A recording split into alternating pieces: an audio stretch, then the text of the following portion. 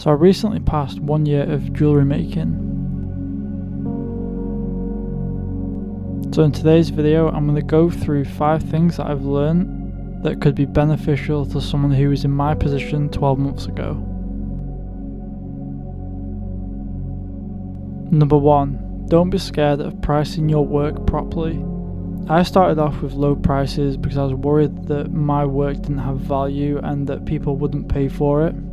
I then realised very early on that I was barely making any profit, and if I ever wanted to make a living from jewellery, then something needed to change. Not long after this, I listened to a jewellery podcast, and somebody on the podcast said something along the lines of, if a customer likes a piece of jewellery, the price of the jewellery won't be an issue, assuming it's a realistic price.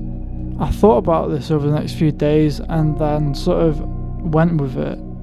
I upped the prices of my jewellery to what I actually felt they were worth. An example of this was that my earrings were sold for £30 and I upped them to £58, which is almost double. They ended up selling more than I previously ever had sold, and I'm not sure why this worked, but it did. And since then I've sold rings for £100+, which I feel is what they're worth when I consider the time and the materials that go into it. There's something in jewellery being priced so cheaply that it's almost a repellent for customers because it comes across poorly made or a cheap product even if it isn't. I think it's important to not doubt yourself and your work and price for what you need. Number 2, you can't predict your bestseller. Some of you out there that have more experience than me will probably disagree, but from my experience, the products that you think will do well often don't. A lot of the time you'll be surprised by products that you were thinking might not do great, or you're using as almost a filler product end up being one of your best-selling products.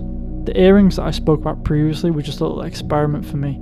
I made them because I wanted to have more variety of earrings on my website, and the first couple of weeks of having them on my website I ended up selling 10 pairs, which for a business of my size is quite a lot, and I still sell them now almost daily. I think it's great to just be open to making whatever you feel. Don't put yourself in too much of a box like I did. If you have an idea of something you want to make, just go with it and put it out there and see how it does. Number 3, don't buy cheap on tools and research before you buy. I've always been the person that will buy the more expensive version of something because I've been burnt too many times in life buying the cheaper option. This happened to me once again at the very beginning of my journey with jewellery. I was on the lookout for a rolling mill and I bought the economy rolling mill by Vivo.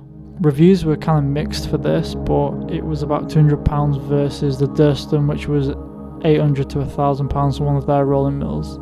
So I went with it thinking it'd be okay. Once it arrived, I instantly knew that I had made a mistake. It was terrible, and to use it daily was torture. A few months later, I actually bought a Durston for 3 times the price, and as you'd imagine, it was night and day difference. It was so good to use every day, it was so easy to use, and it just made my life so much easier. I think with jewellery making, it's important to buy branded products rather than cheap products if you can afford to do so. That's not always an option for everyone, but when you can, I think these tools will last you for a long time. Number 4, don't rush into using tools if you don't know what you're doing. I do really believe in learning as you go and just winging things and just learning on the job, but with jewellery I don't think it's the best idea just because of the danger factor that a lot of the tools bring. An example from me is when I first started learning to engrave, I was excited to engrave pictures onto rings and signet rings. I didn't take the time to research and slow down and watch videos on how to use an engraver, how to hold an engraver safely, etc. So within 30 minutes of using the engraver, it slipped and went through my finger and out the other end. I won't show a picture because it was disgusting, but it put me off using an engraver for a long time, as you'd imagine. If I'd just taken an hour to watch a couple of videos on how to use an engraver, then I probably would have avoided that. Number 5, you don't need to go the traditional route of learning to make jewellery if you don't want to. You don't need to go to school or university or even take online classes to learn. If you're willing to research off your own back and watch YouTube content, then you can learn everything that you need. There's a lot of creators putting out good content for free, and I'd personally save that money for tools and materials unless there's a specific technique you'd benefit from having an in-person instructor to help you with. Making jewellery is definitely an overwhelming process at first, but once you get a few months in and a better understanding of how things work, then it sort of clicks. I still have a lot to learn, and I hope I never stop learning, but I'm also happy with the route that I chose to take when it came to learning this craft. I hope this video has helped you if you're thinking of starting on this journey, or if you're in the very early stages of starting on this journey of making jewellery.